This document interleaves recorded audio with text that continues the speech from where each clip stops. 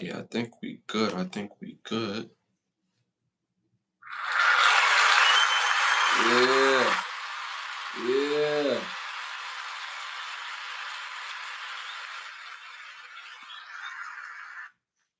What's good, y'all? What's good, y'all? What's good, y'all? What's great? Thank y'all for tuning in to another episode of Can the Brothers Get It Rap podcast. I'm your host, Ashley Lovechild. I'm joined with my co-host, my brother from another mother. Blood couldn't make us any closer. One of the best photographers in the world. My brother Santana. Say something to the people.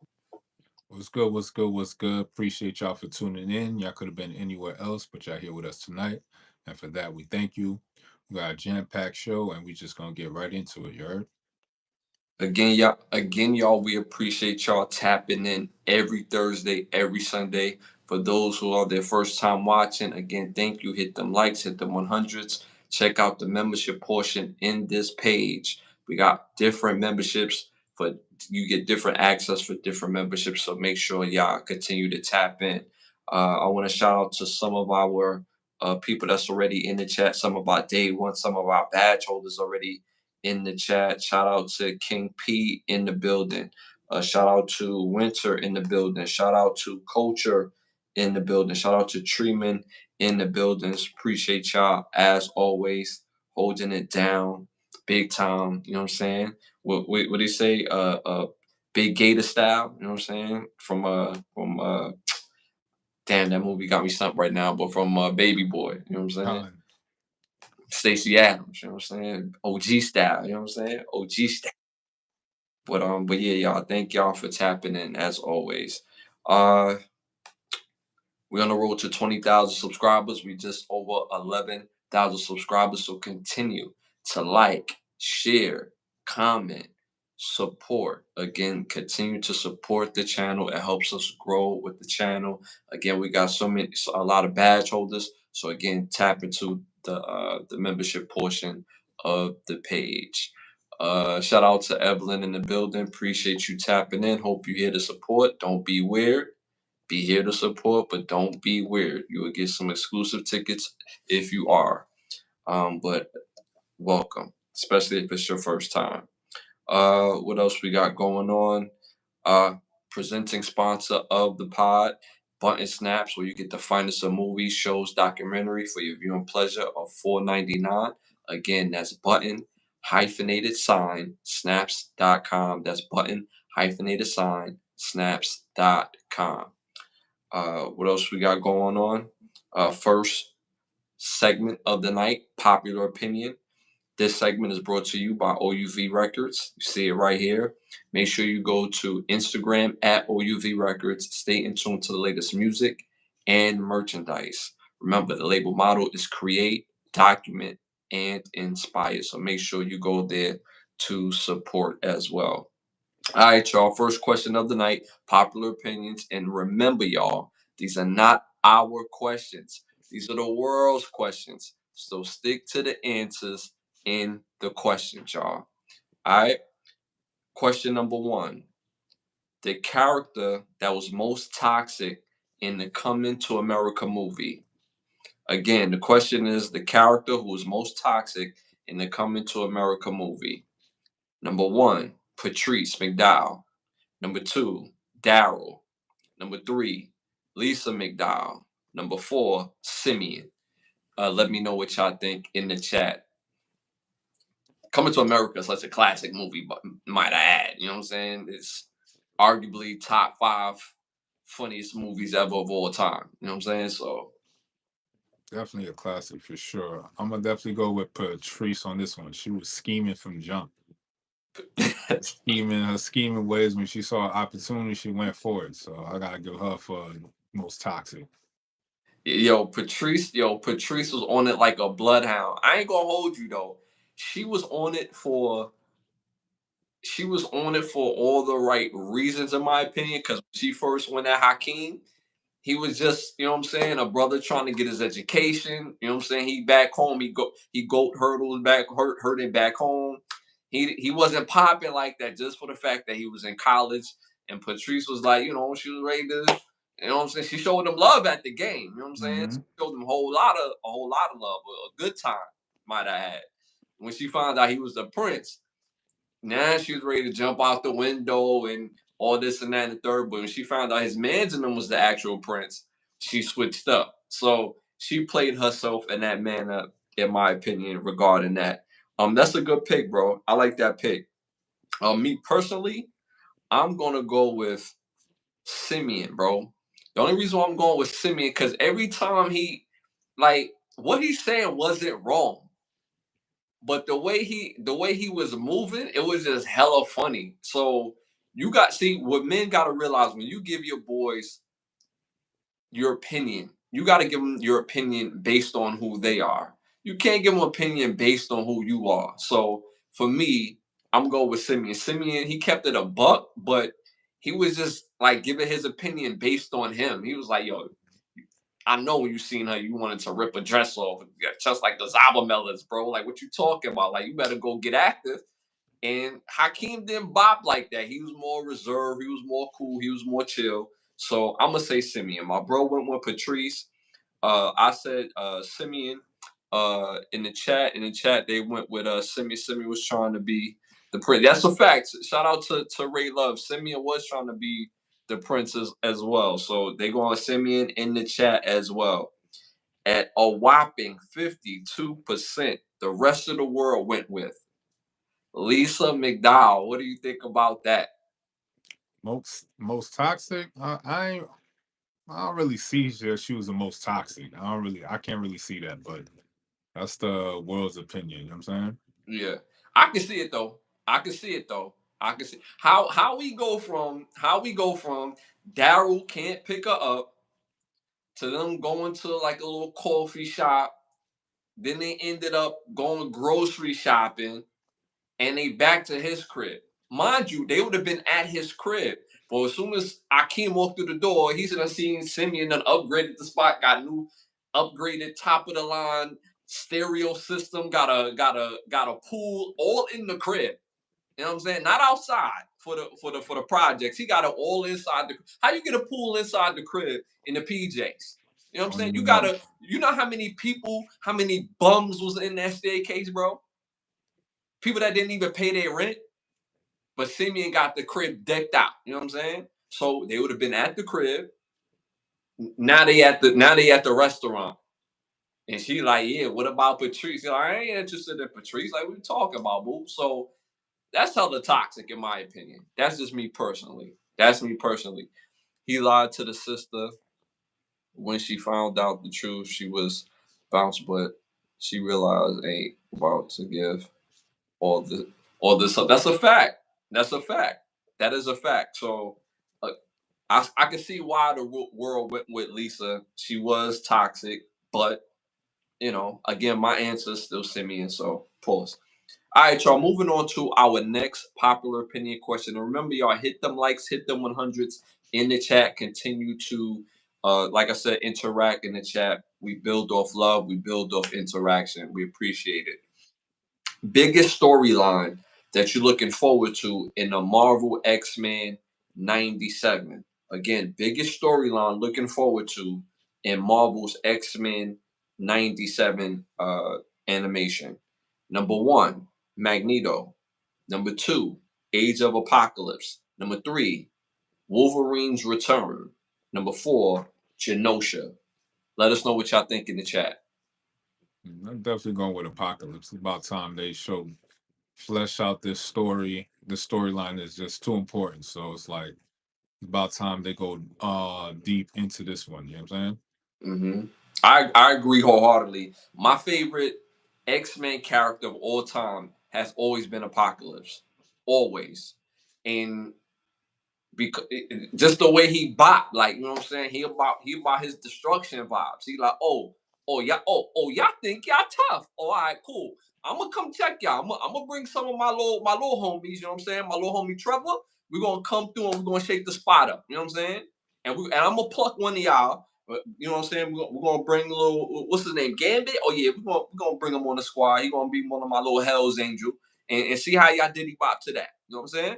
So I Mm-hmm. always rocked with Apocalypse because he just get it shaky. The only thing I hate about his character not even his character, the X-Men series altogether, the live action, they made his role so buns in the live action movie. Like Facts. that just throw that away. Like, oh my god, it was just such a waste of a great character. But in the X-Men '97, you see the little nuggets that they leave in. So I'm excited to see the Age Apocalypse myself. My brother went with the Age Apocalypse.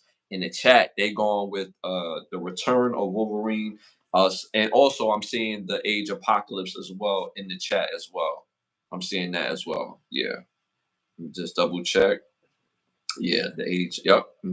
So again, I went with the Age of Apocalypse. My brother went with the Age of Apocalypse. The chat went with the Return of Wolverine and the Age of Apocalypse. The rest of the world at 47% went with Magneto. What do you think about that? I mean, I guess. I mean, we have a couple of bunch of movies with him in there. You know what I'm saying? So Yeah, I think we'll switch it up just a little bit, but it's still a dope character either or. You know what I'm saying? Magneto's still a fire character. yeah, yeah. I mean, I ain't gonna front. I like this version of Magneto because it showed more the realistic version of him in the live action movies, even though they cast a great actor to play him, I just felt like he was like so old, like already, and it just. And then when they went back and they brought the younger Magneto, I'm like, yeah, I want to see some of this real energy that Magneto carried. But I don't think neither one of them captured the energy, the way he speaks, and the storyline like the one in X-Men '97. Me personally, so. But again, mine's was the Age of Apocalypse as well. All right, y'all. Moving on to our next segment, Hollywood Need to Ask Us. We came up with this segment because Hollywood has been giving us movies that we have not asked for, and it's not even creative. It has no type of meat to the bone. Pause. So we came up with this segment because we got better ideas, either for movie or a TV series. So, you want to start this one off? Nah, you can start it off. All right. So my Hollywood Need to Ask Us. I want to see. Finally, can we get this the Arsenio Hall story biopic? I don't think people realize how pivotal Arsenio Hall is as an actor, comedian, and a late night TV host.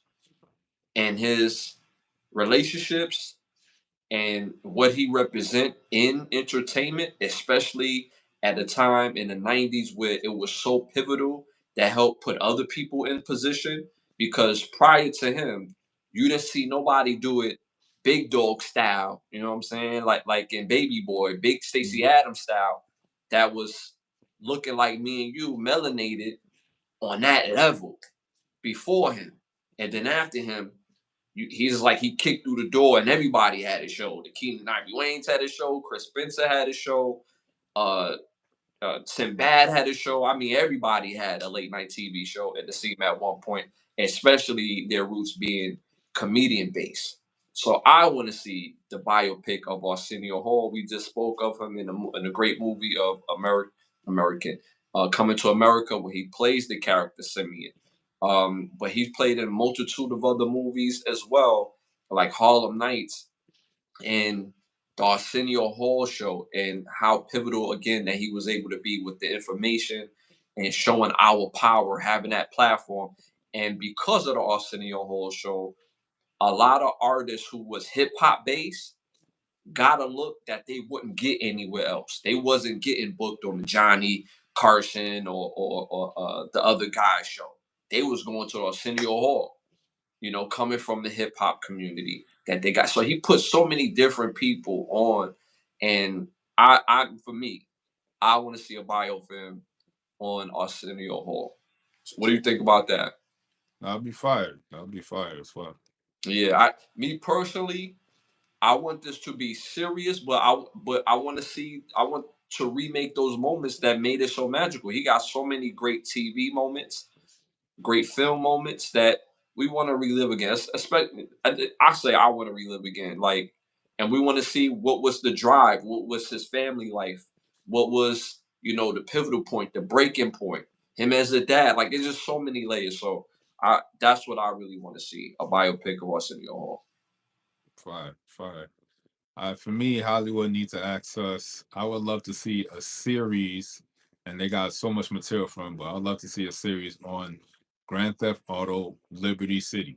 Okay. The game in itself, because of all the missions and all that stuff, I feel that they could turn those into like a series. You know what I'm saying? Mhm. Like the whole game storyline of Grand Theft Auto Liberty City, I feel like y'all could make that into a series and all be in Los Santos. You know what I'm saying? You got CJ and the Grove Street, you know what I'm saying? Yeah. The whole Grove Street crew trying, you know what I'm saying, hold it together. It's all about family and all that, you know what I'm saying? Not the And groove. Not, not not the Grove Grove, you know what Street. I'm saying? So I feel that'll be so ill. And you got the ballers, you know what I'm saying? I think that would be so lit, like to make a series about the game. Like there's so much material from the game itself. So I Hmm. think they'll be lit, and then you could hire a slew of actors to play a bunch of the roles in there, and I think it'll be a dope series to have. Hmm. Hmm. I ain't gonna hold you. My favorite character, I would say my favorite character. Carl is my favorite character, hands down. But outside of Carl, it had to be Smoke. Smoke was just, the big heavy set guy with the Mm-hmm. I forget the type of hat that's called, but he had the hat on. He was always up for the smoke, but he was also on some BS on the low key, and he was sending Carl on the suicide missions. Like, yo, go break into. No, no, no. Actually, that was his homie that was sending him on the suicide missions. The one that got out of jail and wanted to rap, but was working at Burger King. He was like, yo, go into the top rapper's crib, like pull up to his mansion, Yeah, still the rap book. still the rap book, but you had to kill mad guards on the sneak tip with the silencer. Like, I ain't gonna, I love that one because you could do that. Then go steal a limo, go pull up while he coming out the little Grammys or whatever. You know what I'm saying? And then that'll be fire though. I ain't gonna hold you. Facts. So Hollywood, y'all need to make that happen. You know what I'm saying? Yeah, I'll send your whole show, and then we need a series on Liberty City. So, fire, fire. That would be dope, man. I would love that wholeheartedly. I still play that game. I ain't even gonna hold you. I wouldn't buy a PS5 until they had an updated version for me to play that game. So, fire, fire, fire. That's dope. Shout out to Paul in the building. Thank you for the support, but don't be weird. I got some great tickets for you if you continue to be weird. Be here to support. This is not that type of show. We're not built off any type of weird energy. We built off love, pause, but real love in the sense of support. If you're going to be here to engage, do that. If you're not, dude, all right, moving on. Moving on to our next segment, our must see segment. Must see movies, must hear music, must see watch TV show, documentary, or stand up. You want to start this one off? now you can start it off. All right, so first movie y'all got to tap into came out in 1981, directed by Harold Becker. This movie stars Tom Cruise, Timothy Hudson, Sean Penn, uh, John Carlo Esposito, Ronnie Cox, pause, George C. Scott. This movie is called Taps. Fire movie about a military school that is about to close down. And the cadets, you have to see the rest of the movie. I won't ruin it for y'all, so make sure y'all tap into see Taps. Second must see movie came out 1998, directed by Peter Berg. This movie stars Christian Slater, Cameron Diaz, John Fareva, Jeremy Piven, Daniel Stern, one of my favorite actors, Daniel Stern, comedic actors, and Jenny Triplehorn. This movie's called Very Bad Things. This movie is this movie has some of the craziest twists and turns at the very beginning that I didn't even know was going to happen. This movie's about a suburban guy that has a group of friends. One of his friends is getting married. They go out to Vegas, get it popping, live it up big. things started happening, and you have to see the rest of the movie. It is wild. So make sure y'all see Very Bad Things. Third and final must see movie came out in 1999, directed by Damon Santofarino. This movie stars Matthew Perry, Nev Campbell, Dylan McDermott, Oliver Platt, Slick Cozard, and John C. McGinley. This movie is called Three to Tango. This movie is a comedy. It is funny. You got two businessmen going in to pitch to the big businessman on a great business plan. The businessman don't want to hear all that. He finds out that the two bros could or might be, on the other side, if y'all know what I mean. And he used one of the bros to watch the rest of the movie. I won't ruin it for y'all, so make sure y'all tap into see Three to Tango. So my three movies, must see movies, y'all. Taps, Very Bad Things, and Three to Tango. So make sure y'all tap in to see those movies. Yeah, any of those jump out to you? Because on the Very Bad Things, it looked like it, you know what I'm saying. Remember Yeah, it's been a minute since I seen Very Bad Things. Like that was when that horror comedy genre started coming out. Like it's like, yo, hold up, like some of this ain't funny, but it's like it's kind of funny. You know what I'm saying? Like it's not supposed to be. You know It's what I'm not saying? supposed to be, bro. Like, For real. nah, this is all wrong right here. Yeah, But yeah. y'all know how I do, chat. I always got a theme for my movies. This theme, I'm really gonna test the chat on this one. So I have three movies right here. Each one of these movies, Hollywood did a similar movie to the one I'm going to mention. So the one I mentioned, you guys in the chat have to figure out what's the movie similar to it. Y'all get it? So each movie in this list I have, Hollywood did two movies that have the similar plot, similar theme, similar everything, but two different names. So I'm gonna give you the name of the movies I chose, and then you gotta figure out the counterpart to it. All right. So Mm-hmm. first one on this list is Money Talks. Came out in 1997. Stars Chris Tucker, Charlie Sheen, Heather Locklear, Paul Sorvino, Gerard Ishmael, Paul Gleason, Damian Chopper, Cartwright, Faison Love, Buddy Love Hawker, and Elise Neal. It's about this fast talking hustler who gets locked up, and then his cellmate breaks out of jail, and you gotta watch the rest of the movie to figure out. And if you on your movie buff, you gonna know the counterpart to this movie. You know what I'm saying? We test you on your movie skills this time. All right, next one on this list is called Dante's Peak. Came out in 1997. Stars Pierce Brosnan, Linda Hamilton, Jamie Renee Smith, Charles Helen, Jeremy Foley, Kirk Hawthor, Elizabeth Hoffman, Grant Elsloy, and Arbale Field. About these park rangers who are in the Yosemite Park, and it actually explodes into a volcano, and you gotta watch the rest of the movie, see if anybody survives. And in the chat, if you could tell me what's the counterpart to this movie, I know y'all be on your movie wave. All right. Yeah. So last one on this list is called Armageddon. Came out in 1998. Stars Bruce Willis, Liv Tyler, Ben Affleck, Billy Bob Thornton, Steve Buscemi, Owen Wilson, Michael Clark Duncan, Willem Finchner, Peter Stormare, Jessica Steen, Will Patton, and Ken Hudson Campbell. About a world where the comet is going to try to come hit the Earth, and the scientists and everybody on the planet comes up with a plan to try to destroy the comet before it hits the Earth. And you gotta tell me what's the counterpart to this movie. So y'all, if y'all really on your movie wave, y'all should know. All right. So my movie choices are Armageddon, Money Talks, and Dante's Peak. So in the chat, y'all have to know the counterparts of each of these movies. If y'all say it while we in the chat this episode, I won't mention it next episode. But if y'all don't, it might be for the next episode. Fire, fire, fire.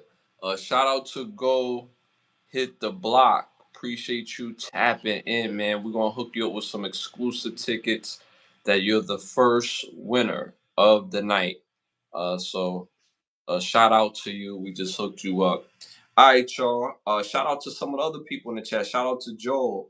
He said, if Tom Cruise, he's basically saying if it's the 80s, Tom Cruise was in it. Tom Cruise was in it. Comedy, watch Kingpin.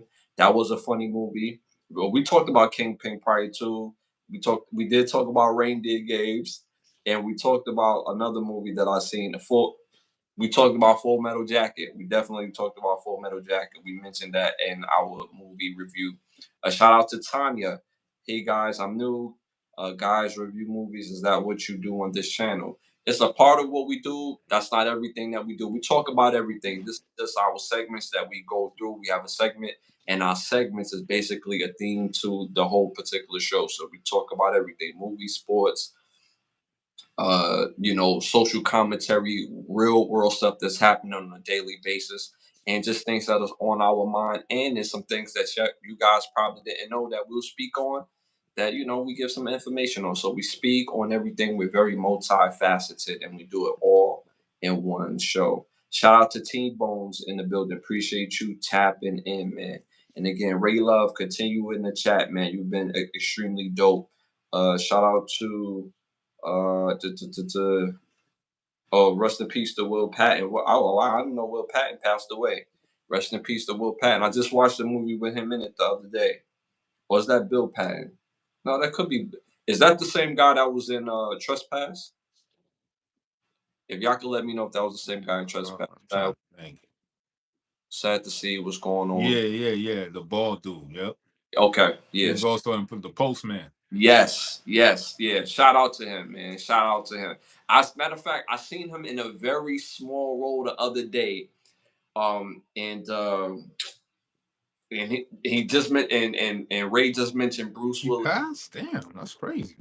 Ray just mentioned Bruce Willis. And what you call him too? Part two of what's my favorite movie? Damn, what's my favorite movie? With Bruce Willis, and he's running around with no shoes on. Nah, Will Patton didn't pass. Got glasses with. Let's not put that on his name. You know what I'm saying? He ain't pass. He didn't pass. Okay, cool. So I don't know what happened with that. It could be the other actor. Die Hard. There we go. I don't know why I couldn't say Die Hard. Pause. But Will Patton was in Die Hard, and he had a little low key role. This was before he blew up. On his come up. Yeah, it was come up role. You know what I'm saying? So, but shout out to y'all. Die Hard. I couldn't think of it, but that's my favorite movie. Bruce Willis is one of my favorite actors because of that. That movie never gets old to me. That movie been out forever. That never gets old to me. So shout out to the actors that did it. Stop the Cap. Me telling the truth is Stop the Cap. Or you saying Stop the Cap about his passing? I think he's saying Stop the Cap about his passing. I mean, I just Googled it.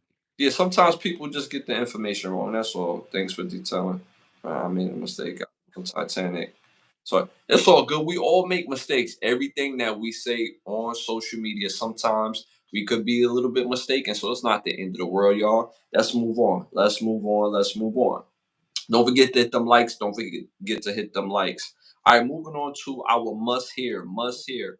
For those of y'all, for y'all first time watching the show, I'm giving y'all an artist that you must hear. This is going to be hip hop music tonight. Normally, I would give hip hop, R&B, pop. It varies, but reggae. But a must hear artist, you must have these three songs on your playlist from this artist, T Hope. The artist T Hope. Three songs you must put on your playlist. True hip hop fan.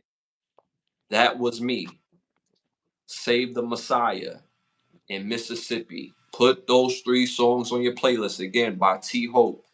Number one, That Was Me, Save the Messiah, and Mississippi. Put those on your playlist for all my true hip hop fans. So make sure y'all tap in. Moving on to our classic show, must see show, documentary, or stand up. You want to start this one off? Yeah, definitely start this one off. My show that's I would say is a definitely must see. It's called Succession. Came out 2018. It has 4 seasons. Stars Jeremy Strong, Kieran Culkin, Sarah Snook, Brian Cox, Nicholas Braun, Matthew McFadden, Alan Cook, J. Smith Cameron, Alexander Skarsgård, Justine Cope, Peter Friedman, and Dragma Dominiskis. It's about this rich oligarch family that runs a fictitious newspaper conglomerate, and it's basically following how this billionaire family stays in power, the kind of deals that they do, the moves that they make, the interactions that they have with other people, and especially the conversations. I think it's a very interesting show to watch. Definitely tap into it. It's on HBO. It's called Succession, and it has 4 seasons. Fire. Make sure y'all tap in. This is our 149 episode, 49th episode. Top tier movie shows for y'all to check out. Even if you checked them out before, it's nothing like going back.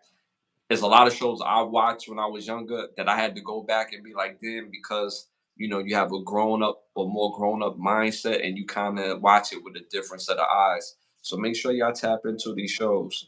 A shout out to Ray Love again. I'm a true hip hop fan, but I'm old school. If you're a hip hop fan, you're gonna enjoy new and old music. I'm a fan of music. I listen to music from the 60s, 70s, and enjoy that type of music as well. So, true music fan is always going to be a true music fan, regardless of the era. Make sure y'all check in that show. My must see show. This is to me. This is more of a classic show, in my opinion. Came out in 1998. Was on for 3 seasons. It stars Chris Jagger. This show was called Change of Heart. It was one of those shows that people could go on dating. This is an old school version of Pop the Balloon, but it didn't have Pop the Balloon. People actually met each other in person, y'all. Can you believe that? They met each other in person and not in the DM. They did something what was called going on a date. I know that's foreign, right? Going on a date to somebody that you don't know. But they used to have this thing called meeting someone, going on a date, see if you actually like them. You could probably hit it, get some skins, or can't get nothing and just move on to the next one. And Change Your Heart was a show, a dating show. Basically, people met, they went on dates, came back, told what happened on the date, and if they was able to move forward, you could move forward with that person or have a change of heart.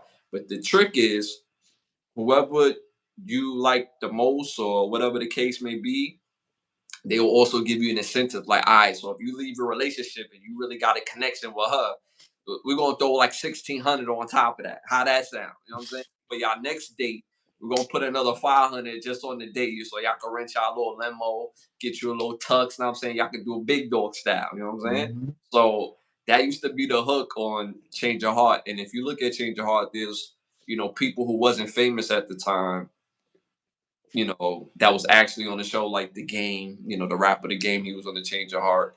But it was just more than The Game. It was more other people that were celebrities that were on the show. But it was a fire show. You can find it anywhere. So make sure y'all check out to see Change of Heart. Bro, do you remember Change of Heart? Yo, that was a classic show, son. Throwback right there for sure.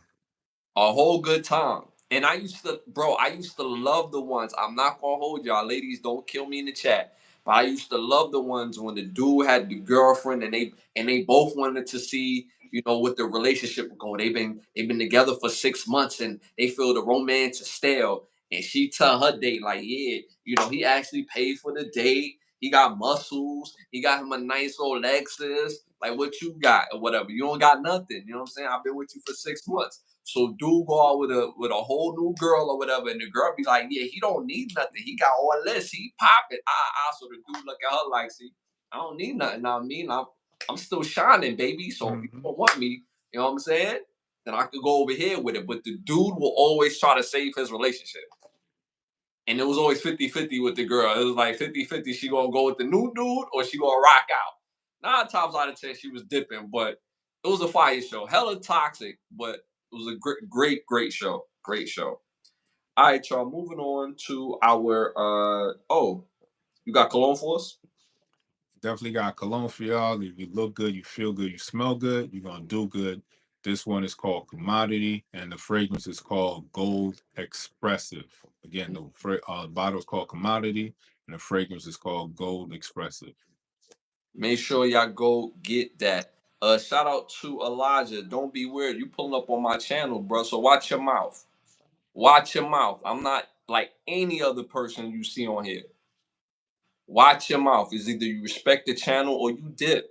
If you don't like what I got to say, how I say it, bounce. If you're here to support the show, support the show. Get you coke and a smile. You know what I'm saying? Sit down on the couch and chill. All right. But if you can't do that, watch your mouth and bounce. All right. Moving on to our next. This segment is brought to you by Button Snaps, where you get the finest of movies, shows, documentaries, and original content for your viewing pleasure of $4.99. That's Button Snaps. Again, Button Snaps, button hyphenated sign, snaps.com. Button hyphenated sign, snaps.com. First hot topic of the night. It's time to rap, y'all. It's time to rap. Did you know Master P, the rapper, legendary rapper Master P, is the new head coach of the New Orleans University basketball team, D1 basketball team? Did you know that? No, I didn't know that. That's what's up. Shout out to Master P for that one. Yeah. What do you think the type of effect that he's going to have at New Orleans University? Definitely gonna bring a lot more people to the crowd and a lot more attention because of his name, and people gonna definitely tune in a lot more now. That's a fact. And one thing I'm very happy about him getting this job is that people are recognizing him as a former athlete as well. He was one of the top athletes when he came out of high school, and he chose to do music after that. Once things didn't happen the way it was supposed to in college, but he was still able to make the NBA. Still made it to the league, regardless if it was summer league or he played 2 regular season games. He still made it to the NBA, so his credentials is there. He also signs his first big transfer with that NIL deal. So he signs 6'8", 27-year-old sophomore Jamal Gibson, coming from Southern University. He's the two-time HBC Player of the Year. He averaged 23 points and 16 rebounds.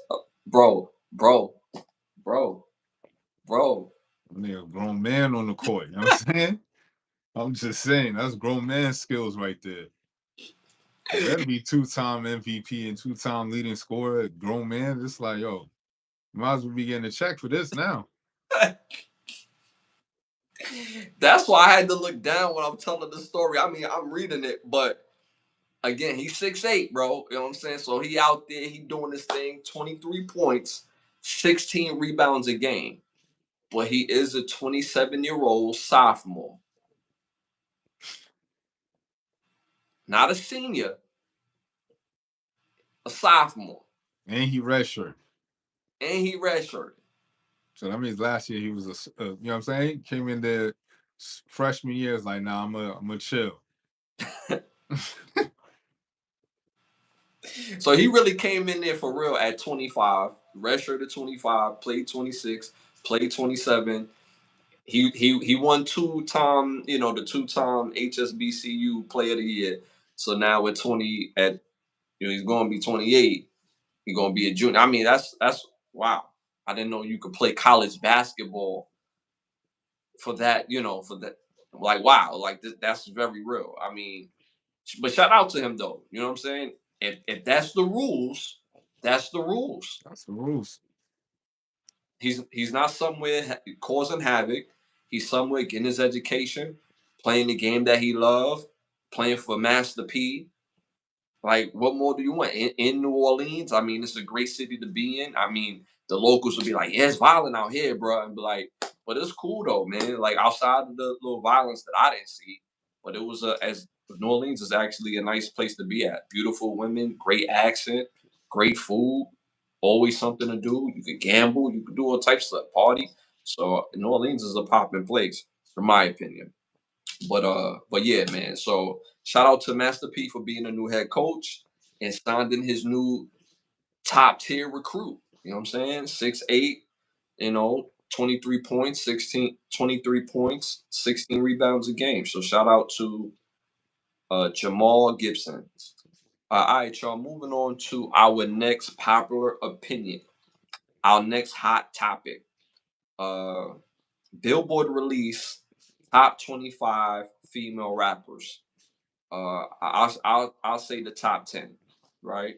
And I'll probably highlight some of the people that y'all would I would think people would want to hear. So at number 10, coming in for all my hip hop lovers is where is it? Oh, is Foxy Brown at 9, Eve at 8, Roxanne Shante, 7, Salt and Pepper, 6, MC Light, 5, Queen Latifah, 4, Little Kim, 3, Lauren Hill, 2, Missy Elliott, number 1, Nicki Minaj. What do you think about that? I'm cool. 10. I don't know. I feel like what was Little Kim at? She was like really low in that list. She was 4. No, you said who was number 9? Somebody was really like Number 9 was Eve. So Foxy Brown was 10. yeah, Foxy Brown being 10 is crazy, but all right, it's still in the top 10. Hmm. I mean, it's a decent list. I'm not even mad at it. Like all the people that's in the top 10 definitely deserve it because of what they contributed to the game as well, and then being women doing it. So Hmm. I'm not even mad at it. It's a yeah, the list is on point. I'm not even mad at it. And I'm not gonna lie, the rest of the top 25, it's only a few people that's like in bad spots, but it's pretty consistent. I mean, in my opinion, I've heard a lot of Tierra Whack from Philly. I think she's from Philly. I don't want to pronounce where she's from, but I've heard a lot about her, how dope she is. So I need to tap into her music. Dolce is on this list. I feel like that was out of pocket at 24. That's a bit too high, too early. She hasn't put in the time, enough work in to be 24, in my opinion. Lady of Rage is at 22. I'm not mad at that. Glorilla at 21. Monique Love at 20. Lotto at 19. Remy Ma at 18. Rhapsody at 17. She should be a little higher. Doja Cat at 16 is another red flag.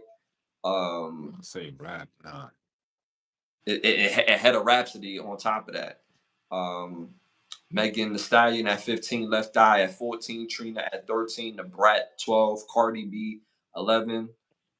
I like Cardi B, but I don't think she's number 11.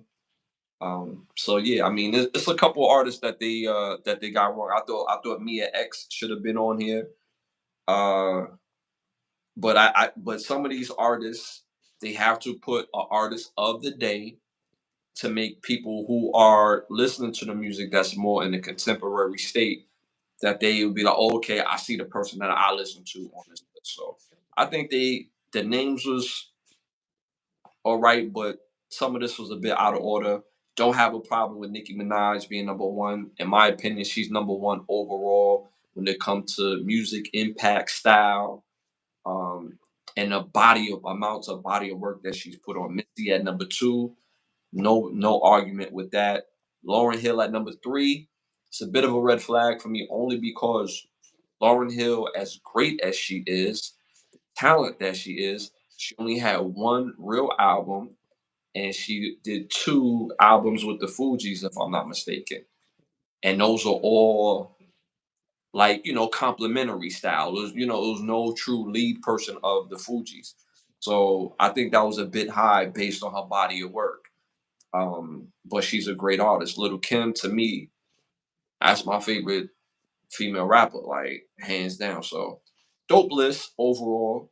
But shout out to Billboard for putting this together. Let me see what's going on in the chat. Shout out to Jakorski. Appreciate you tapping in. Shout out to Biggs tapping in. One of our other badge holders. One of our badge holders. Shout out Lauren Hill, singer and rapper. That's what I'm saying. Lauren Hill is so dope, but she doesn't have enough work. Like Missy Elliott is creative. She's dope. She could sing. She could rap. impact. So I feel like she should be number two. But Lauren Hill, fire. She's fire. And I'm not saying Lauren Hill shouldn't be on this list. I'm saying that she's not number three. Should she be in the top 10? Yes. Should she be in the top five? I would say yes. She's still in the top five. But three is only one real album. So, but anyway, moving on to our next hot topic. Anything you wanted to add to that before we move on? No, we can move on. All right, so moving on to our next hot topic.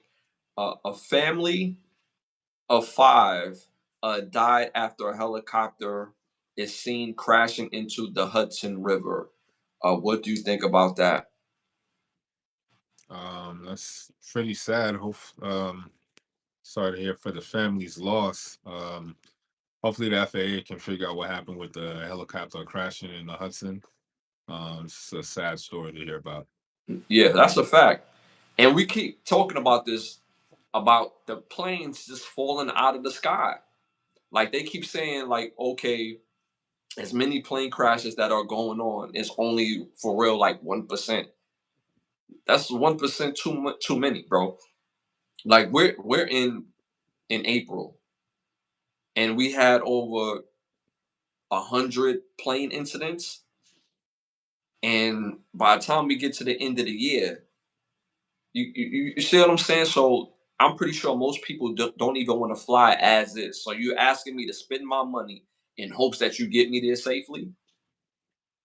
We don't even have many. We don't have many airlines that haven't had a plane incident. They don't even call it plane crashes anymore. It's a plane incident. The power of words. Hmm. So I'm gonna spend my money and just put my life in y'all hands, just like that. With the history that y'all have, y'all got helicopters, planes, all types of stuff just falling out the sky, and y'all just giving out licenses, just pilot licenses all over the place. Like, come on now, this wild. Um, like I said, I feel bad for the family, obviously, but again, the Hudson River and the way it fell and where it fell, a couple of inches over, it could have been right in the neighborhood in the sense where it lands in the middle of the street, and that would have caused it even to be even worse, more loss of life. So what would be the excuse then? So I don't know, y'all. It's something that it just continues to boggle my mind that we do all this training and now all of a sudden we got all these planes falling out the sky. Hmm. It's just wild to me. Anything you want to add to that? Yeah, hopefully they get to the bottom of it because it's like it's just too many of these errors occurring. Feel like could be a little bit more deeper than that, like because it's just the amount that's happening in such a close proximity of time. It's just you know what I'm saying. It seems like it's a ploy to try to fear people into like you know what I'm saying because people fly every day, so it's like to Mm, have all these accidents now. It's just need more, a little bit more transparency with people who's supposed to investigate these accidents and crashes. that's a fact. I'm loving the chat right now. They making some great points. Shout out to Tanya again. The 2009 Captain Scully movie. Yeah, he successfully landed that plane in the Hudson River, and it's like he's not the only one with this training because to get your pilot's license, one, that's very expensive. Two, it's a rigorous training. This is not something you could get like a damn driver's license. This pilot, you in the air. So it is wild to me that all of a sudden that these things are going on. T Bones make another great point. Should be no excuses, especially for all the tech that we've got. We got all types of tech that do all types of things automatically, and we can't do something like keep the coordinates of the sky, you know, from where people are not crashing.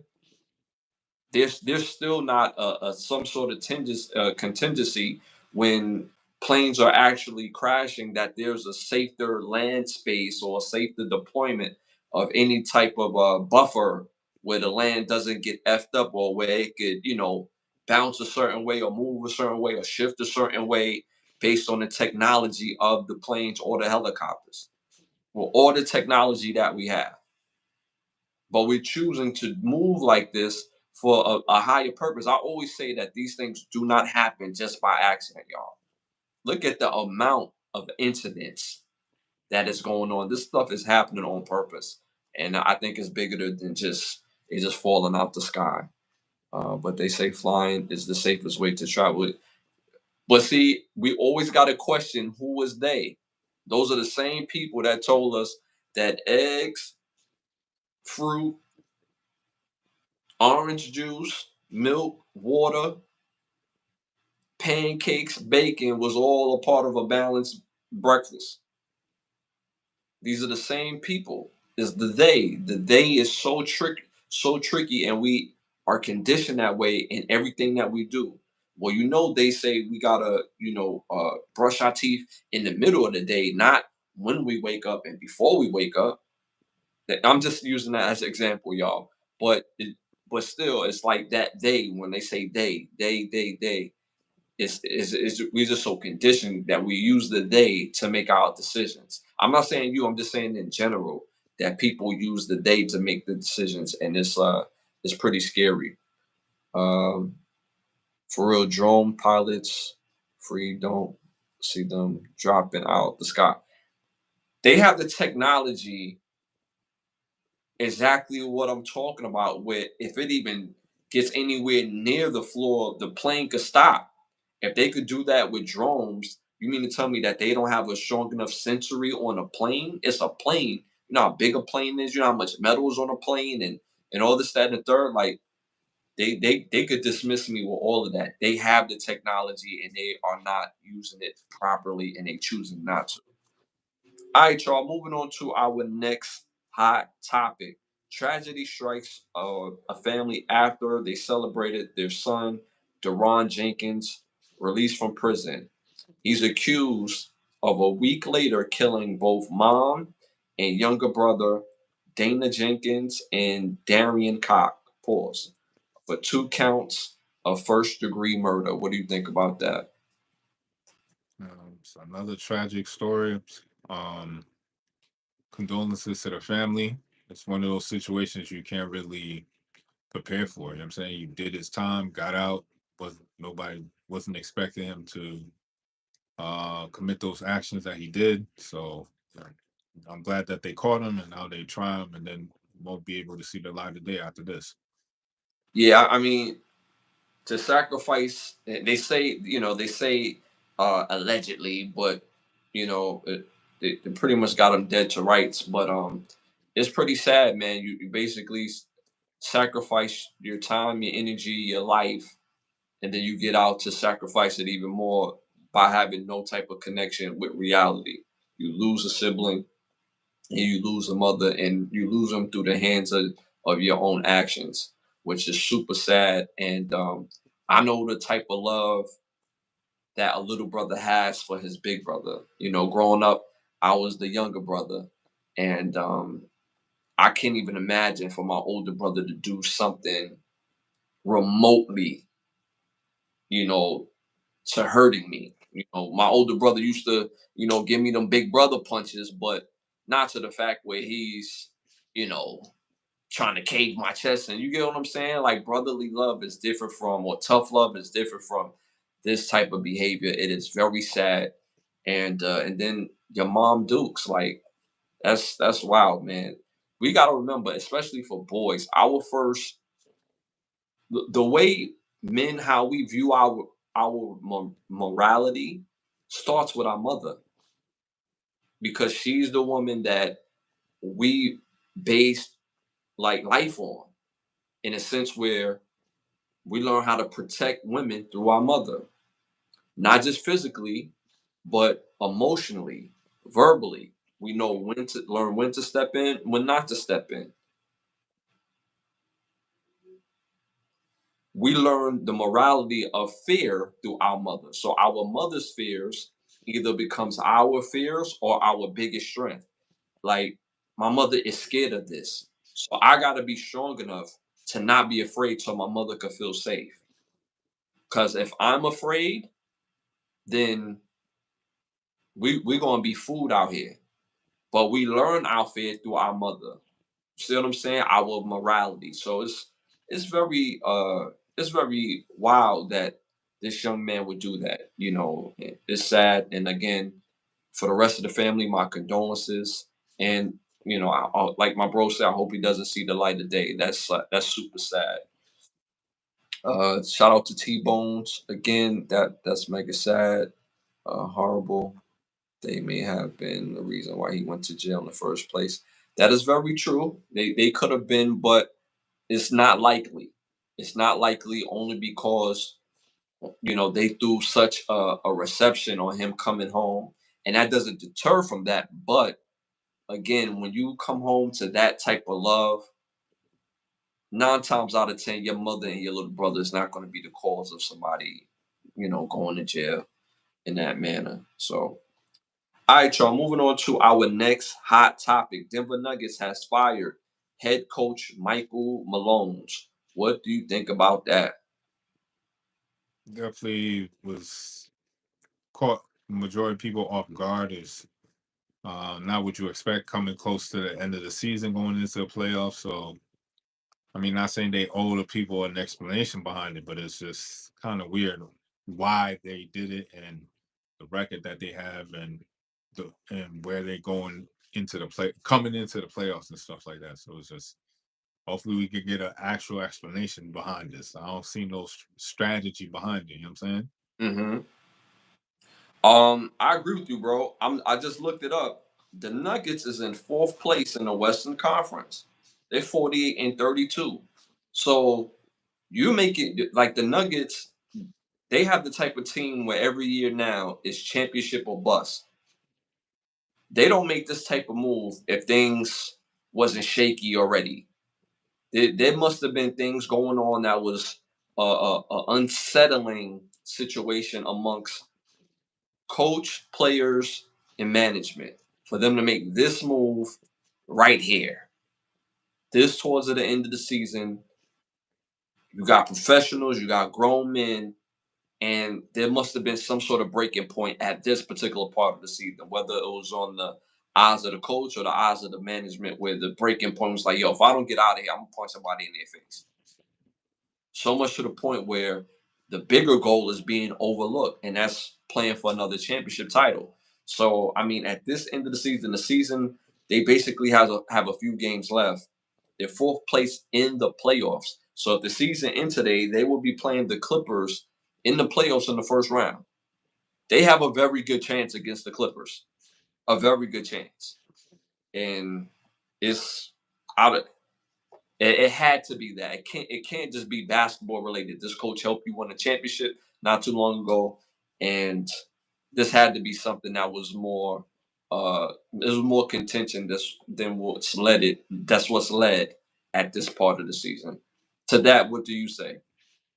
Again, like it's strategic. It doesn't make any sense. So it has to be something outside of basketball because logic, it has no logic, it has no sense. And then you going into the playoffs with a whole new coach.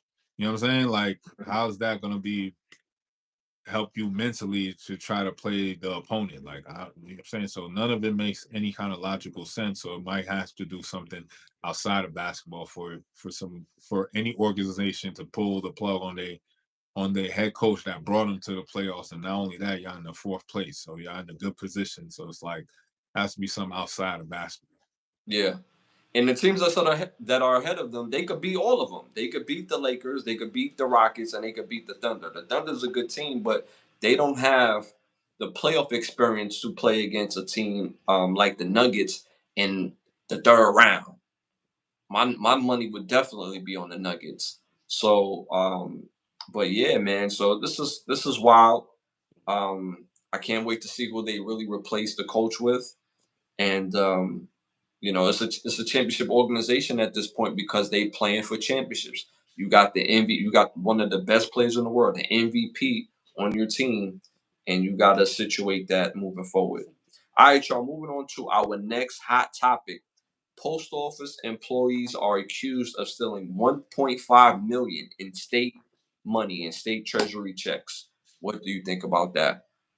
It's a big crackdown on everybody. They coming after everybody who been stealing all types of checks. So, Mm-hmm.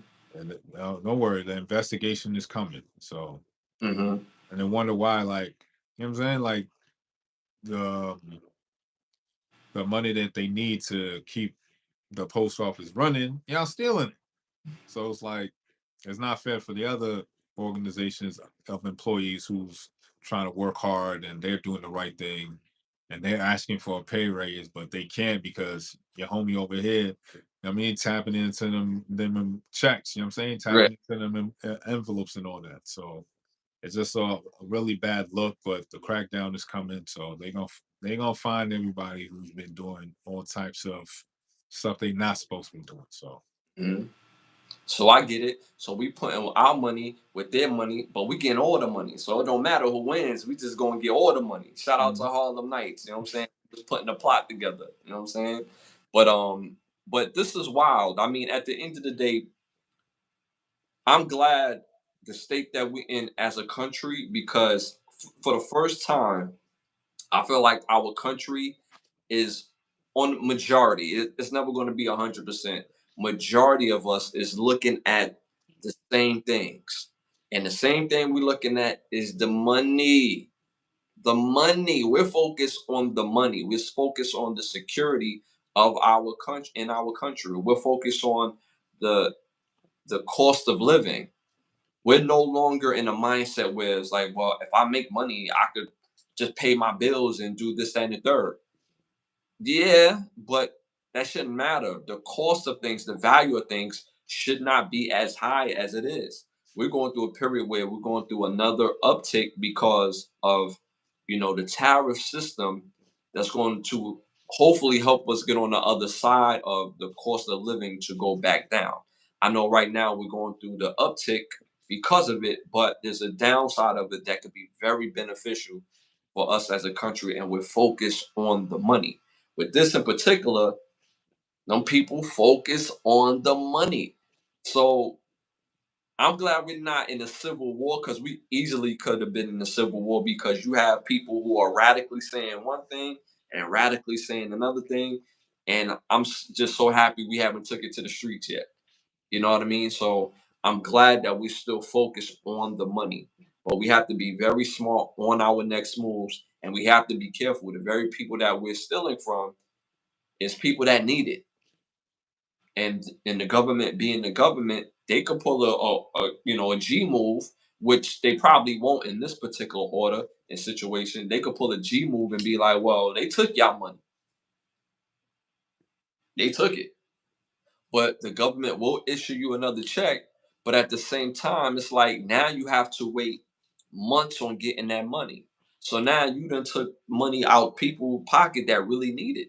So you're not just sticking it to the big bro. No, you sticking it to the people, the everyday people that really need their money to take care of their bills and do whatever that they need to do. So, but they got away with it clean though, as far as the actual order from the tape that I seen. They had the mask. They was able to get all the money and take it in wheelbarrows. Like Martin. You know what I'm saying? A Pop Tart. You know what I'm saying? Thick skin of potatoes. You know what I'm saying? All in the wheelbarrow in their car. So for those who didn't get that, that's a Martin reference. But yeah, man. So it's crazy. But we got to be more cognizant of what we're doing. Anything else you want to add to that? No. All right, so cool. Moving on to our next hot topic. Shout out to Michael Shields. Hey man, don't come over here with that BS. If you're here to support the show. If you're gonna be weird, you know the ending of that. Or I can hook you over some exclusive tickets. So be on your best behavior. All right. Or at least be funny. Be funny at least. God, I hate terrible jokes. All right, moving on to our next hot topic. Colorado Pro Day Showcase. Everybody was out there to see Shador throw it across the field. You had Travis Hunter out there catching the ball. You had Jimmy Horn out there running his 40. Shiloh Sanders running his 40. and among some of the other guys like Wester ran his 40 and did some catching drills as well. What do you think about the Colorado Pro Day showcase? I'm pretty sure they showed out and showed the scouts, you know what I'm saying, that they are big gonna be a big part for their team, you know what I'm saying, once they draft them. So I'm pretty sure they showed them their top level skill sets. Yo, they put on a show in my opinion. All the biggest NFL team in contingent that was there was the New York Giants. And I'm not sure if they left impressed seeing Shador, but I've seen other combines or other pro days, quarterback pro days, and he put on an absolute show. Shador looks bigger, pause, and physical stature. He looks stronger. He's very pinpoint accurate with his passes. His arm looks very strong. He was throwing them deep passes, and he's a gamer as well, very smart. And I didn't think about it today, but his NFL comp to me is Joe Burrow. He's athletic enough to break the pocket. Is he going to run a 4.4? No, you're not asking him to do that. You're not asking him to be Lamar Jackson, but he was really good on his pro day. Very accurate, very smart, very confident. You need that from your quarterback. The receivers put on a great show. They put on a great show. Travis Hunter looked great. Did a lot of drills at receiver. The big story on top of that was Shiloh Sanders playing safety. A lot of people thought he ran like a 4.7. I thought he ran like a 4.6. Um, I had a back and forth with Jokey, one of our guest hosts of the show. He felt like Shiloh was going to be in the first round, and I was like, yeah, nah, he's not going to be a first round player. He's a good player, but he's not going to be a first round player.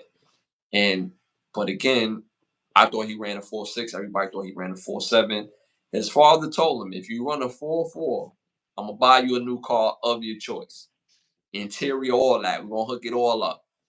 He clocked at a 4.5. What do you think about that? I mean, he's a top tier player. Like any position you put him in, he's gonna produce.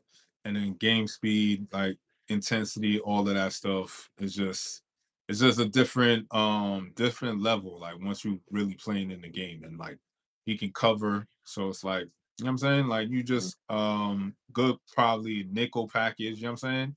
You Mm-hmm. had him right there to cover the slot and all that. So still a great player because he got the knowledge, and then, you know what I'm saying, like any team can use a player who has knowledge and skill set. Mm-hmm. If he studies and be on top of all the packages that he needs to do so he can be in the right spot, he has great ball skills, great anticipation. He can hit, but he's not great at tackling. And the reason why he's not great at tackling because he focuses more on the hit. He even missed tackles because he focuses on the hit. He'll put his head down a lot of the times. But he can be an immediate impact on special teams. And depending on the team that he goes to, he could even be a week two, week three starter as strong safety, or probably play in the, probably play like a strong nickel. So he can be very effective, and he probably have a better career than what most people will give him credit for. But I think his value is going to be in the sixth and the seventh round, which is great for a team where you could take a player who can play and have the ability to start for your team, or at least give you depth in the sixth round. So I think he's in a win-win situation, and I think that 4.5 solidified his draft stock. All right, y'all. Moving on to our next hot topic. Actor and comedian Russell Brand has been charged with one count of SA, one count of oral SA, two counts of sexual assault, and one count of the decent assault. What do you think about that? um I mean, all I'm gonna say is go watch that movie, Get Him to the Greek. He was in that, yeah, And you know what I'm yeah, saying, and the diddler was also in that movie, yeah, so it was very ironic, you know what I'm saying. And the reason why I say is because of the context of the movie, what was going on, the stuff he was saying in the movie. So it's very funny. Like the movie came out back what 2010. yeah. You know what I'm saying? It's Yeah. 2025 now, and then you get caught up with these kind of allegations, and then in the movie, you know what I'm saying? It's just, I don't know how art imitate life, life imitate art. It's just weird how that veil always gets, you know what I'm saying, pierced a couple of times, and now it's like you always in a weird position, like, well, I did see this movie, but now it's not a movie, it's a movie. You know what I'm saying? It can't be real life. And then you get caught up in some real life shit, and it's like, I don't know, son. So, like I said, go tap into that movie, get them to the Greek if you ain't see it. Yeah, that's a very pivotal movie, especially for the Hollywood entertainment type of energy. But for Russell Brand himself, he's always been like a weird type of actor to me. I don't even know how he got on. I don't even understand the skill set that he went through this person to go to that person to be in a position where he could do movies and music. But he is, and he's looking at these counts of essays. So big Russell Brand got that Steven Gutenberg treatment. You know what I'm saying? You don't know how he got on. He just got on. Now he in movies, and you just like, oh, all right, he in movies now. You know what I'm yeah, saying? yeah, He ain't put no work in Juilliard, none of that. You know what I'm saying? They just slid him right in. Pause. right, right. It's like, damn, how he do that? Like, what else he was in? Oh, nothing. Why? What's the budget of this movie? Oh, 100 mil. So all right, that's unheard of. But all right, you know what I'm saying? But yeah, but Russell Brand, he's going through his court cases right now.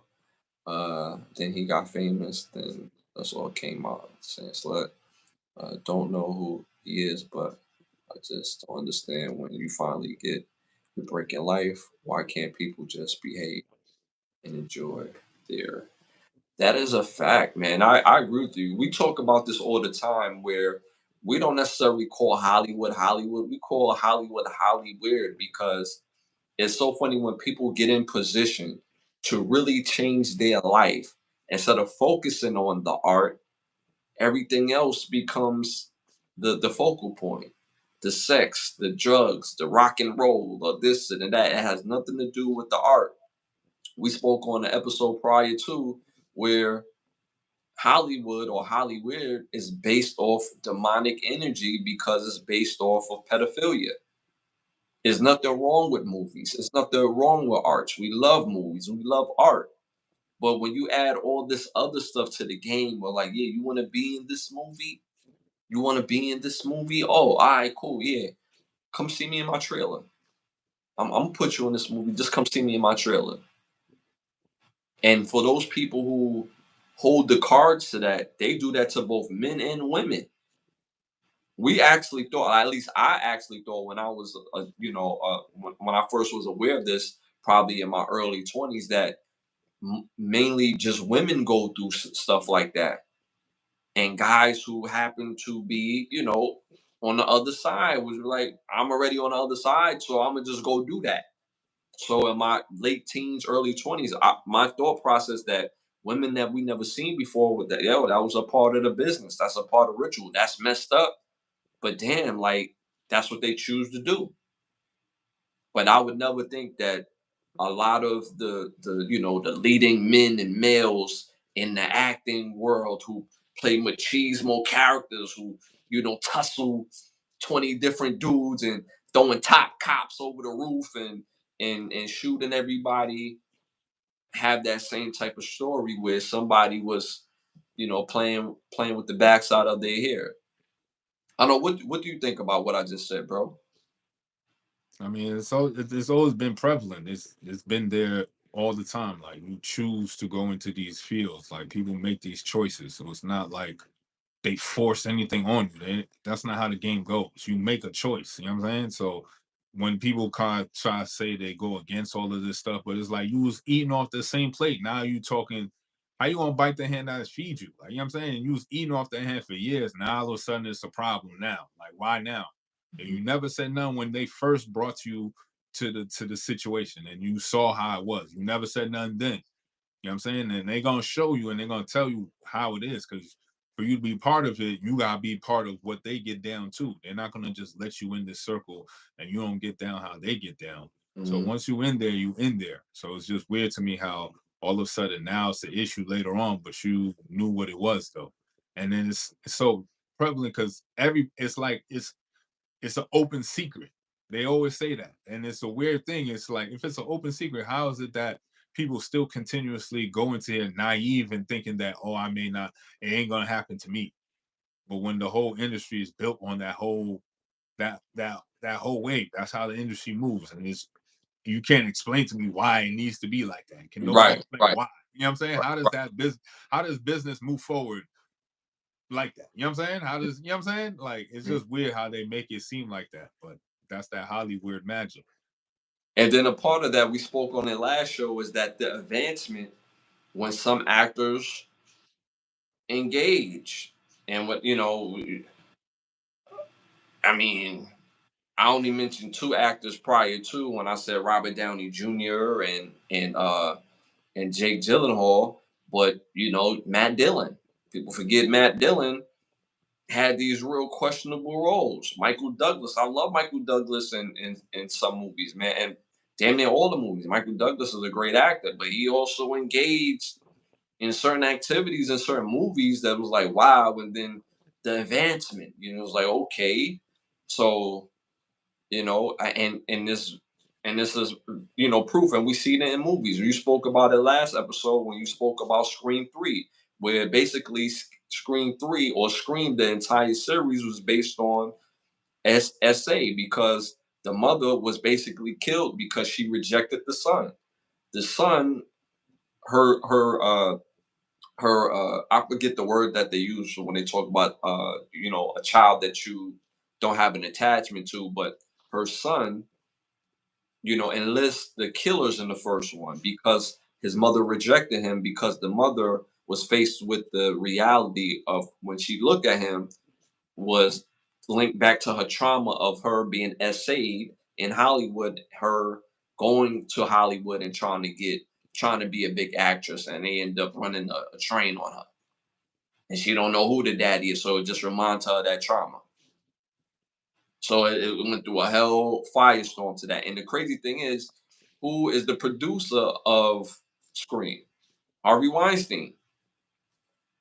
Another part that people don't tie into. So this is a part of just the whole atmosphere based on that. Not saying that every single person who's an actor went through that process, but you're in a business that's built off of demonic entities. If you're not doing it on your own, if you're not able in the space to work with people who want to make the art, that's why I do respect guys like Spike Lee, because if you notice in most Spike Lee movies, it's the same actor.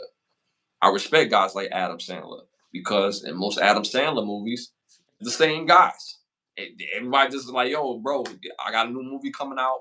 Yo, this time you gonna play the drunk, but the drunk gonna be dropping Joel Santana's throughout the movie. That's an Adam Sandler movie. You know what I mean? And he would just switch you up. And how many people from Adam Sandler movies became big stars? Quite a few. So same thing with Spike Lee. So you rock with people that's engaged on the art instead of in this demonic behavior. So this is wild, wild industry. All right, moving on to our next hot topic. Question: should the Phoenix Suns blow up their big three? KD, uh, Booker, and Bradley Bill. They struggling. They struggling bad. What do you think about that? So you gotta get players who want to play with each other. Just because these people with big names and this, that, and the third doesn't mean that they want to play with each other. And not only want to play with each other, have that camaraderie is like it's a certain type of what I'm saying, the bond that you have with a player where you just know like, yo, we go out here on the court, I believe in you, you believe in me, and we're gonna get this win. Like I don't feel none of those players are like leaders. You know what I'm saying? They're gonna lead their team, put the, take the extra, I'm saying, extra effort to make sure that make the extra pass and this, that, and the third. I don't see that with none of those players. So it's like you're not getting leaders to really want to lead. And yeah, you getting shooters. That's what's Mhm, up. You getting people that can give you 30 a game. But what's 30 a game when we can't even make the playoffs? You know what I'm saying? mhm. So it's like you need leaders. You need people that's gonna really lead the team. Like we don't. It's like it's a lot of. Not saying it's not a lot of that, but need more leaders. You know what I'm saying? Mm-hmm. Mm-hmm. And I think the pairing is terrible. You got three top tier scorers playing together, and there's no real balance on the court. Bradley Beal is a top tier scorer. Booker, top tier scorer. Devin Booker, top tier scorer. Kevin Durant, top tier scorer. Older man, but he's still a top tier scorer. They have the Phoenix Suns is such in a great space because they have the talent where they could acquire the proper pieces that they need. They won't be able to get other another big name, but they're able if they're building their team based on talent, skill set, based on style, and you complementing players, they have the assets to make this type of player make this type of push. Right now, they had in 11th place, so they're not even playing in the play-in at this moment. So me personally, I think it's time to break it up. I think it's time to break it up. They need an actual point guard. They need an actual point guard.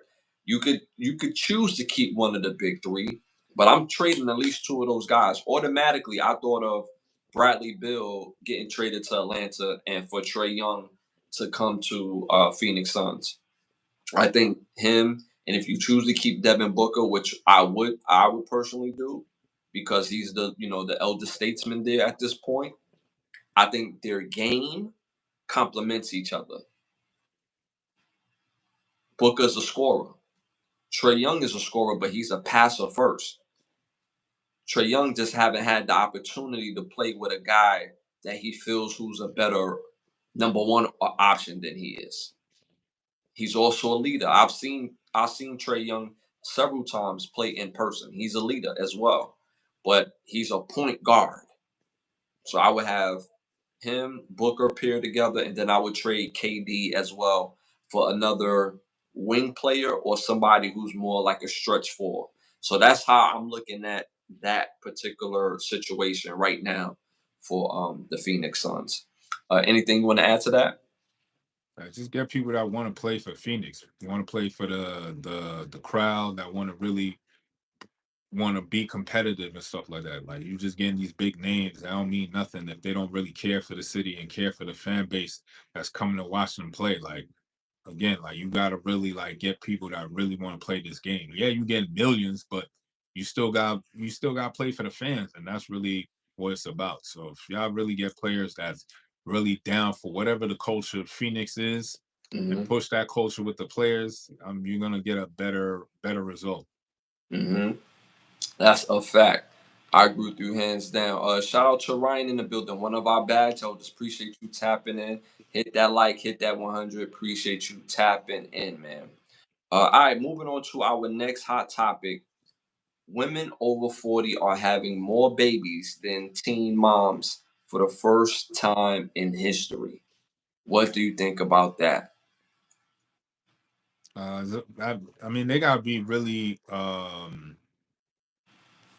forthcoming with the numbers because that's not these numbers is not very high numbers in the grand scheme of things because you don't want to push the narrative that women should wait till their 40s to have babies when it's going to be high risk pregnancy because not everybody can do it. Like women feel like when one woman can do it, they all can do it. It's like nah, like this situation may be you know what I'm saying, a special case, but it's not going to be for everyone.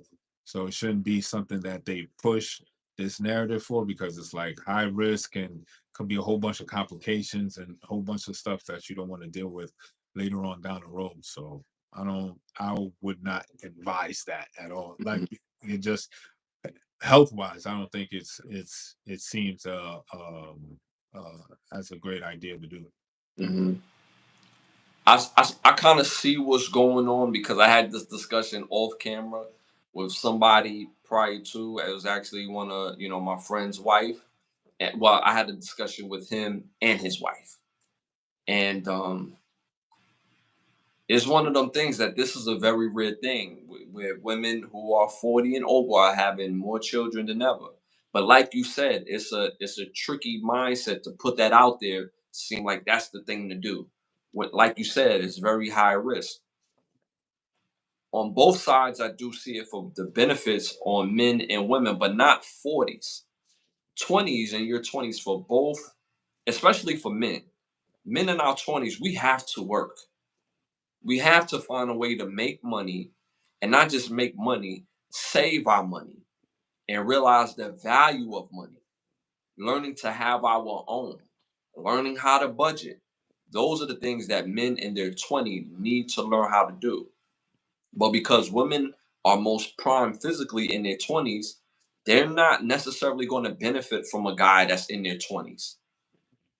They're going to benefit from a guy who's in his late 30s, 40s, and even early 50s. Because at that age, those are the guys who really have their situation together. They went through their growing pains in all phases of life.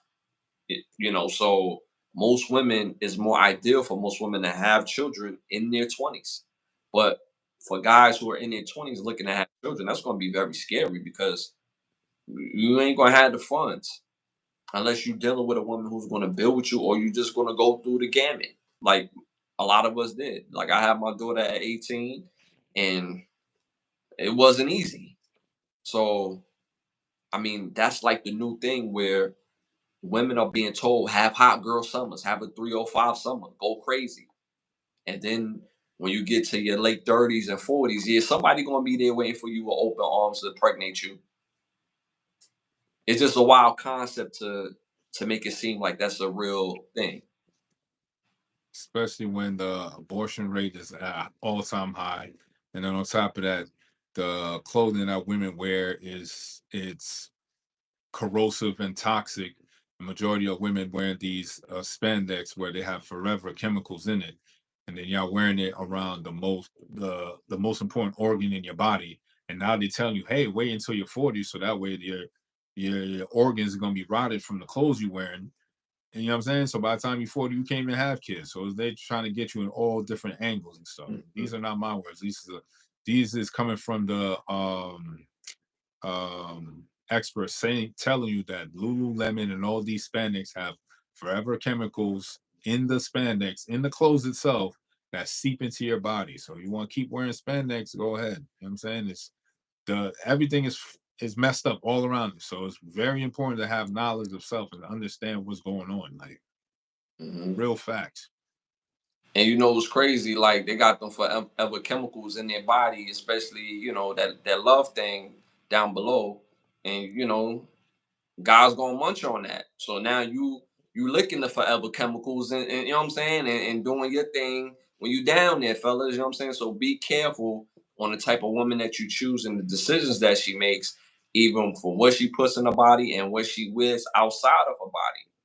Because if there's ever chemicals in these spandex, which a lot of women choose to wear all the time, and they just wear it without the proper in between, when you're going down there, you're gonna be swallowing some chemicals, licking some chemicals. So that's also a thing as well too. I mean, at the end of the day, this is not a great idea for most women to look at. Okay, I could go crazy in my 20s, and then when I hit my late 30s, I'm gonna find somebody, and then I'm gonna settle down and have a family in my 40s. Yeah, that's not the move, ladies. One, the health risk is gonna be very high. They're not saying that this stuff is more so case to case, but it is a fact that more women are having more children in their 40s than the teenage women of this era. But that could all change.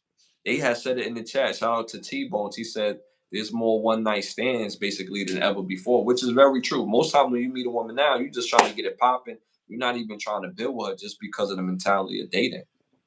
But look how scary that is with most women or some women is going to think this is the new move. I mean, they all cooked. That's their mindset. You know what I'm saying? Hmm. And then the one night stand thing, that's women allowing that. So again, that's women controlling that side of the market. Men control marriage, women control access to, you know what I'm saying, to them. So if there's a lot more one night stands, that's because women are allowing it. And because they're allowing that, there's less people marrying, because men are not seeing no marriage material women out there to marry. So Mhm. And let's keep it real, ladies. The ladies that's in the chat, right? I know y'all get horny, so y'all gonna bust some drawers down. I already know that. You know what I'm saying? Other men know that, but we're saying also be very aware of your actions or how you move, because again, you don't want to have an unnecessary health situation when you don't have to go through that. Have your children early. Deal with the guy that you're going to deal with. Don't have hot girl summers, because your value is going to go less and less. And I know some women will say, "Well, I hear that all the time." If you hear it, then it's true.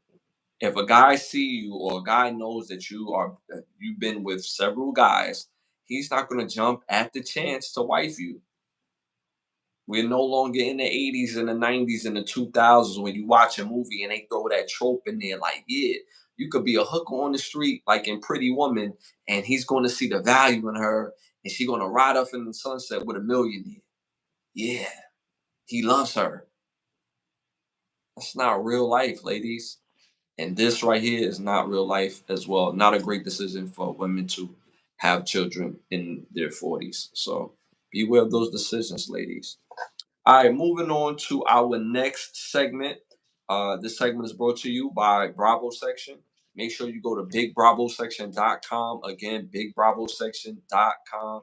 You could buy dope photography, or if you're in the Miami area, you could book a session with one of the best photographers in the world. Again, it starts at bigbravosection.com. You have a petty thought for us, petty word, petty law. got some words from the Black's Law Dictionary. Words are important. Understand the legal definition of words is also very important. So this is what this segment is about. So I grab random words from the dictionary and give you the legal definition of it. So first word is corpus juris.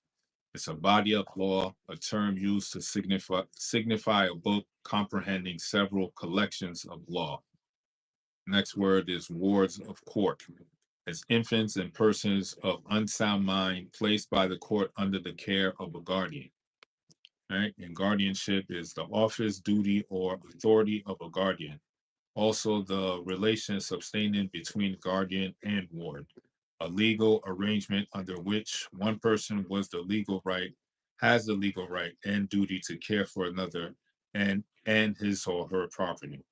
A guardianship is established because the ward's inability to legally act on his or her own behalf, or mentally or physically incapacity. The last word is audience. In international law, a hearing, an interview with the sovereign, the king, or the other chief executive of the country. It grants you an audience to a foreign minister who comes to him duly accredited, and after the recall of a minister, an audience of the leave ordinarily is accorded to him. So the words this week are corpus juris, wards of court, guardianship, and audience. Fire, fire, fire. Great words. And if y'all have some words for my bro to look up for next episode, type them in the chat, but be serious. Don't type in jokey words. Be serious. We take these words serious. If you notice the way that the show have gone, it carries themes. It's not just about the movies. It's just not about the music.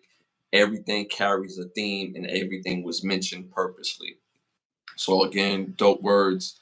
The chat got me cracking up. Y'all are funny in the chat. I must mention that.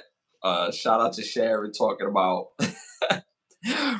well, first Ray Love says wearing a Jimmy is important. And then Sharon says pulling out is a sin. Uh Ray Ray said pulling out is not 100%. Just hilarious, y'all. Y'all are funny. Y'all are funny. Pulling out is a sin. That is hilarious. I had a woman tell me that one time. She's like, yo, pulling out is a sin. Like, so we going to hell today, baby. Not happening, Captain. You know what I'm saying? Bro, pull it out. You know what I mean? But definitely wear them rubbers, y'all. Wear them rubbers and stop playing. Stop playing. All right, y'all. Moving on to our next topic. topic. Moving on to our next segment, our keep the lie alive segment. Keep the lie alive. Keep the lie alive. So my keep the lie alive for this episode, y'all. These are the words of Kobe Bryant, and I seen this quote, and I love this quote. Somebody had mentioned Kobe in the chat earlier, and it's funny that you said it. You see how we have a theme for the show, right? That's why we're able to talk about everything. But the famous words of Kobe Bryant, he said this: becoming the best version of yourself comes with a lot of goodbyes. And the way how I receive that is where you are in your life and where you see yourself going. In order to be that version of yourself, you have to be willing to let people go, especially in that space and place. It doesn't necessarily mean forever that you cut them off forever, but you have to be able to take yourself to a place mentally where the person that you cool with, your family, whatever the case may be, is not ready to go to. And that's fine because we all have a space and place of where we need to be at in the world. And in order to maximize on our personal agenda and our personal potential and the things that we do in our knowledge, sometimes you have to let people go if they're not on that same type of time. And it's very important that you realize that sometimes you let people go too early and sometimes you let people go too late. So you have to be mindful when to let somebody go. And most times, when you can really realize it, is mainly when somebody's being detrimental to your growth. You're focused on getting money, and that's what the focus need to be on. They're not focused on that, then you got to move it forward. If your focus is on art or whatever your focus should be on, you want to surround yourself with people that have that same focus. If you're around five doctors, guess what? You're going to be the sixth. If you're around five people that don't have nothing going on for themselves, don't have no motivation, guess what? You're going to be the next person. So be very mindful of allowing yourself to become the best version of yourself, and don't be afraid to let people go because you're doing it for yourself and you're doing it for them as well too. You have to be very careful because your success changes people around you. It just makes you more the person that you already are in your success. So be very careful because sometimes when you get successful and you keep that same energy around you, that could be so detrimental because, again, people are not really rooting for you. So you have to surround yourself around people that's constantly rooting for you, constantly want to be a part of the growth, and vice versa. You have to learn how to give good energy back. I learned a very important lesson when I was 14 years old, not to go off on a tangent. I learned the lesson of jealousy at 14 years old. At 14 years old, I learned this lesson. On my football team, when I was in high school, when I was a freshman in high school, me and another freshman, we played the same position. We both played running back. We both had great years. He rushed for 1,000 yards. I rushed for 1,000 yards. I had a great season on defense as well. I won Best Defensive Player of the Year. He won Best Offensive Player of the Year. And they also gave him MVP of the team. A lot of times when people talked about our team, they didn't talk about my 1,000 yards. They talked about his 1,000 yards. So one day I got so mad at somebody giving him love that me and him had an all-out argument. And the look on his face was such betrayal, looking at me like, damn, like I thought you was my boy. I look at you like my bro, like my friend. And I look at him like we teammates.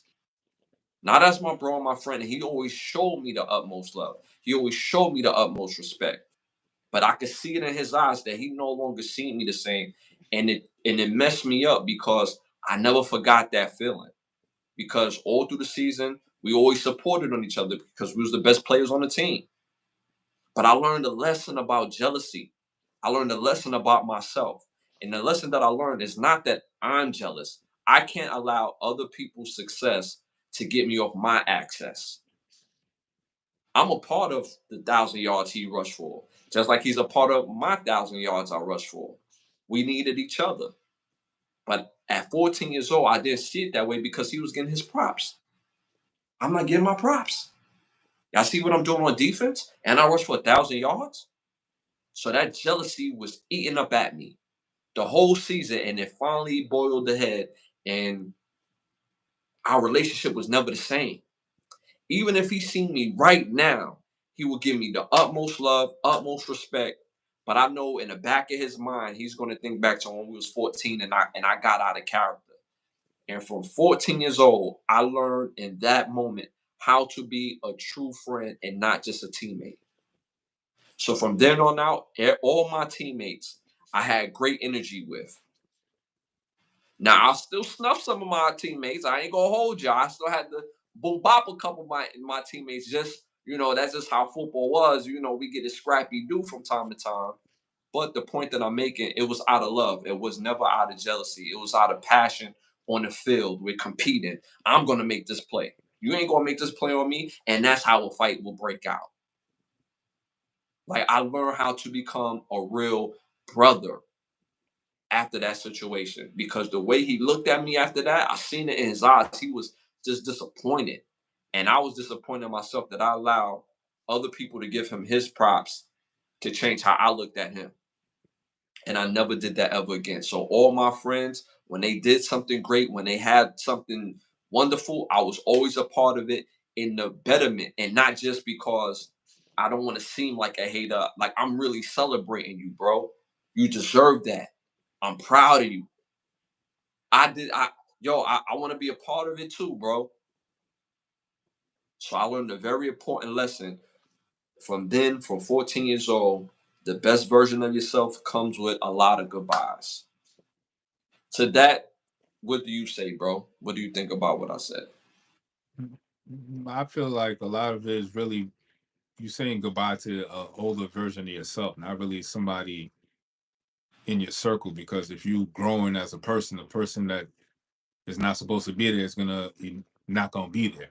So I look at it as like you saying goodbye to an old version of yourself because you could work hard and you can put the work in and do this and the third, but if you still have the same mentality that you had before, that doesn't matter. You know what I'm saying? So you could get rid of people that you feel is like not being in your energy and this, that, and the third, but they actually trying to put you on. But because you still have the same mindset, you looking at it as like they hating on you, and then you get rid of them. So it's really you have to say goodbye to the old version of yourself. Shed the which one call like the bad stuff that you've done in the past. Get rid of it. You have to say goodbye to those old versions of yourself. So when the new energy and new opportunities come into your play, come into your purview and come into your vision, you able to see it clearly and understand, oh, this person and these people before you are actually here, really here to help you and not be a hindrance to you because you're thinking that, oh, these people might try to snake me and this, that, and the third, because you're thinking an old mindset. You gotta get rid of your old mindset and have a whole new mindset, so that way new energy and new opportunities can come into your fruition. Not say forget about past situations, because the past is there to be like a footnote. Mm-hmm. So like you know what you've done in the past and you know what you get for doing wrong in the past. So now when you're in a new position, are you going to do the same wrong thing again, or are you going to do the right thing this time? So this new opportunity, it may seem like a new opportunity, but it's really an old opportunity because you ain't learned the lesson the last time. Love that. You Mm-hmm. know what I'm saying? So it's really the same lessons, just different players. It's the same game, different players. So if you're not understanding your role in the game, then the game is gonna keep playing until you figure out, like, oh, all right, it's really me that I gotta change, and then everything else is gonna fall into line. Love that. I love that. And again, it goes according to the show. The movie that I mentioned earlier, Taps, it goes accordance to that. Very bad things that I mentioned. Uh, Three to Tango. So again, y'all, we just don't. It's just not by random. So my bro adding his perspective on it was so key and so perfect. on shedding skin. And that's also a mentality as well for yourself and for others. Very beautifully said, bro. Pause. Uh, that was very dope. So again, y'all, don't be afraid to do the work to get on the other side, whether it's financially, whether it's physically in your health, and mentally. Those are the three most and biggest components that we need as self-reflection to grow, to be the best version of ourselves. I don't see how there's a way that you don't live each day without striving to be the best version of yourself, doing what it takes to be successful in your field. And if you're already successful in your field, you're not successful in other things. It just don't work that way. Maybe it's just me. When I'm successful in my business, my personal is not perfect. You know, my house is not all the way clean all the time because I'm focused on business. Something will fall. A bill gets, lately paid because I'm working on this, I'm working on that. You see what I'm saying? Things are not always going to be perfect, but you have to continue to strive. Have to. That's the only way that we're going to grow and be a benefit to ourselves and the people around us. Y'all, I want to thank y'all for tuning in. Y'all been amazing. If this is your first time tapping in, we're on every Thursday, every Sunday at 10:30 with no fail. This is our 149 episode, and we're going to do 150, episode 150 this Sunday. Fire, fire, fire. Again, check out the membership portion of our page. Different memberships, different access. Again, continue to like, subscribe, share.